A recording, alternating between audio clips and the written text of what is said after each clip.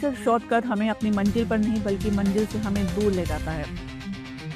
और तरक्की की अंधे चाह में हमने इंसानियत को ही खो दिया।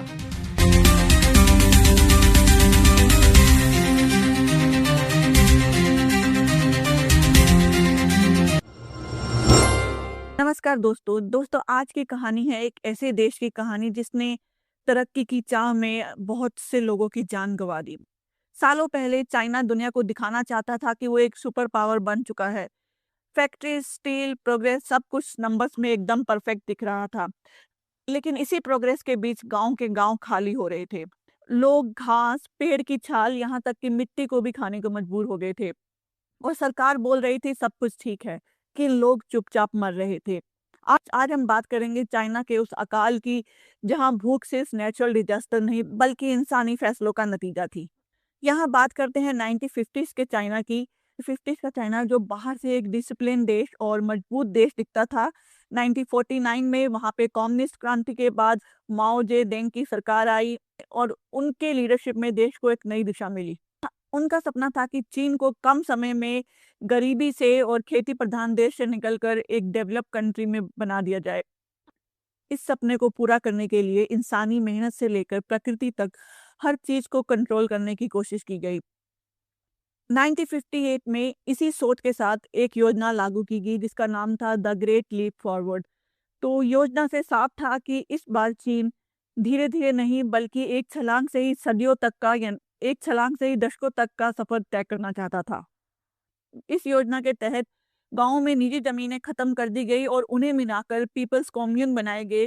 तो अब किसान अपनी जमीन पर नहीं बल्कि राज्य के लिए काम करता था। अनाज, औजार, जानवर, यहाँ तक कि खाना पकाने की व्यवस्था भी सरकार के कंट्रोल में चली गई।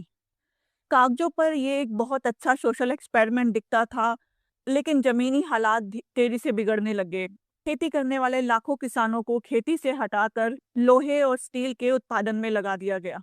गांव-गांव में बैकयार्ड फर्नेस बनाए गए, जहां लोग घरों के बर्तन, औजार और लोहे की हर चीज पिघलाने लगे। स्टील तो बना लेकिन वह ज्यादातर बेकार निकला। उधर खेत लगातार खाली हो गए और खेतों में काम करने वाला कोई न बचा। इधर सरकार को लगा कि खेती में होने वाली जो प्रॉब्लम है वो सिर्फ पॉलिसीज की वजह से नहीं है बल्कि कुछ और जीवों की वजह से भी है। 1958 में ही सरकार ने एक और अभियान शुरू किया जिसका नाम रखा गया फोर पेट्स कैंपेन। सरकार ने 4 दुश्मन घोषित किए: चूहे, मच्छर, मक्खियां और गोरैया। इनमें से गोरैया सबसे बड़ा निशाना बनी, क्योंकि प्रचार में कहा गया कि गोरैया अनाज खाकर खेती की मेहनत बेकार कर देती है। पूरे चीन में ये बात फैलाई गई कि एक गोरैया साल भर में इतना अनाज खा लेती है कि एक इंसान का पेट भर सकता है।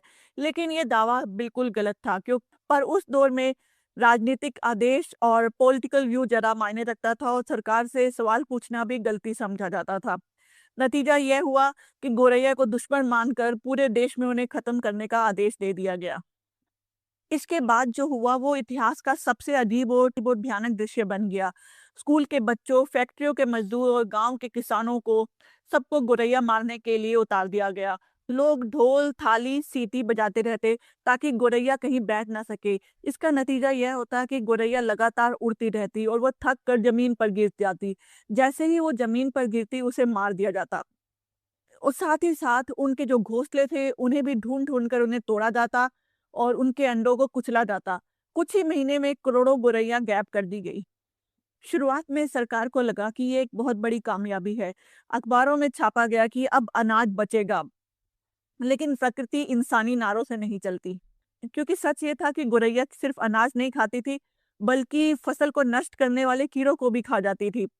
तो जैसे ही गोरैया खेतों से गायब हुई और इन्हीं सभी कीड़ों ने और टिड्डियों ने मिलकर खेत में लगी हुई फसलों पे अटैक कर दिया। नतीजा ये हुआ कि जो फसलें पकी हुई थी या तैयार भी हुई हुई थी वो सभी पूरी की पूरी तरह बर्बाद हो गई।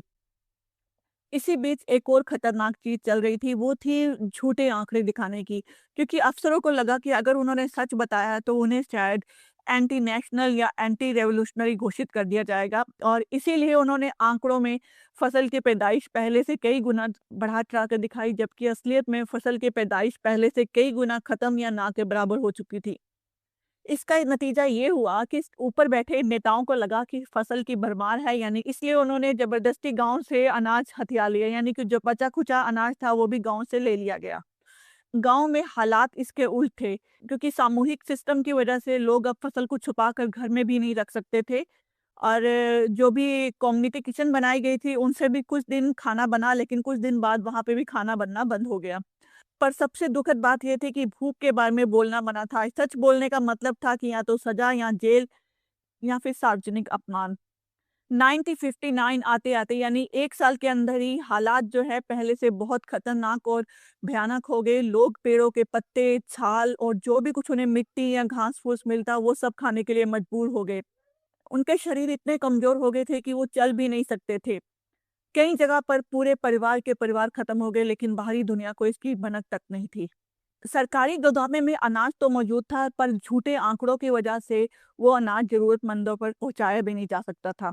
क्योंकि सरकार को लगता था कि अनाज की प्रोडक्शन अच्छी हुई है और गाँव के पास अभी भी सफिशिएंट अनाज है। इसी वजह से पेपर्स में बहुत सारा अनाज की प्रोडक्शन दिखाई गई जो कि वास्तविक में नहीं थी और गाँव पर अनाज पहुँचाया नहीं गया। और उस समय पर मीडिया पूरी तरह से कंट्रोल था। अखबारों में और न्यूज़ में सिर्फ प्रोग्रेस की बातें हो रही थी, जबकि गाँव में लोग चुपचाप मर रहे थे। ये वही दौर था जब चीन धीरे-धीरे अकाल में डूब गया। इसी दौर को कहा जाता है द ग्रेट फैमिन। और सबसे बड़ी बात, ये कोई प्राकृतिक आपदा नहीं थी। इस सूखे के कारण ना तो कोई बाढ़ थी, ना ही बारिश की कमी।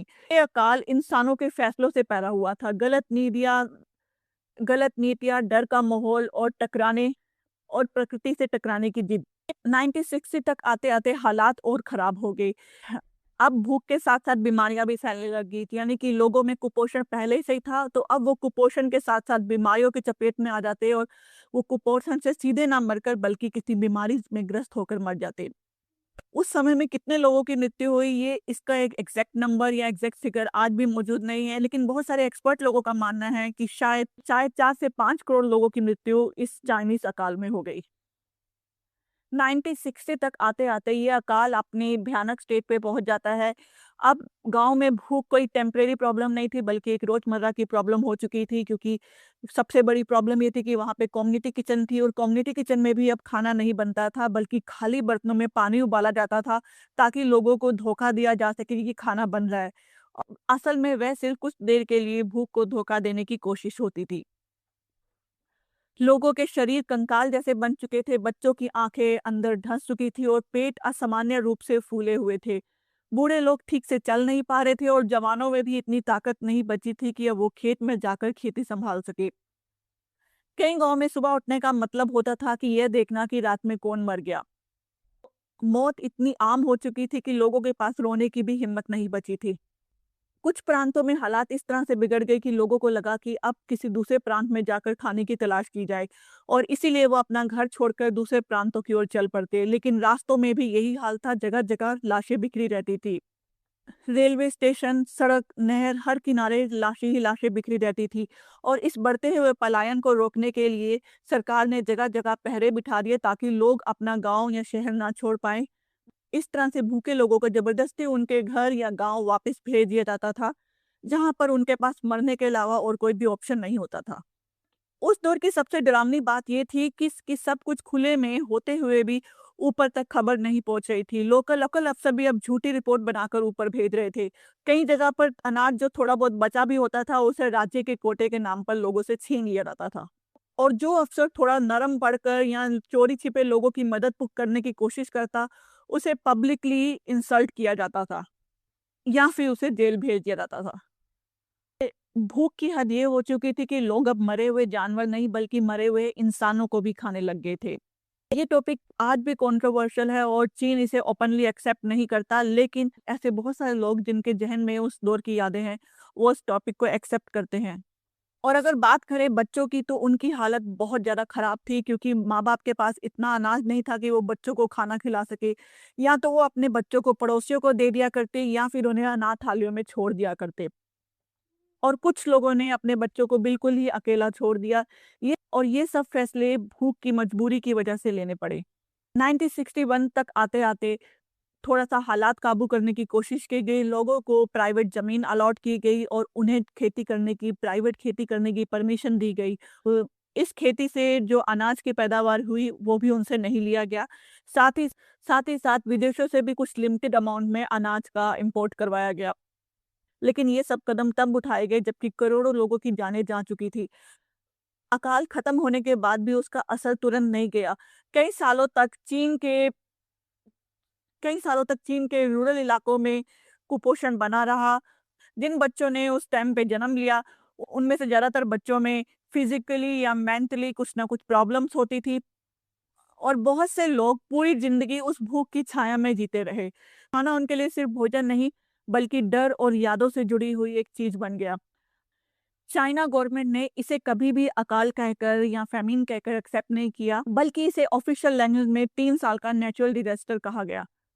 जबकि असलियत ये थी कि ये आपदा ज़्यादातर इंसानों द्वारा बनाई गई थी, उनके गलत फैसलों से, डर के माहौल से और तेज़ी से बढ़ती हुई तरक्की की चाह में।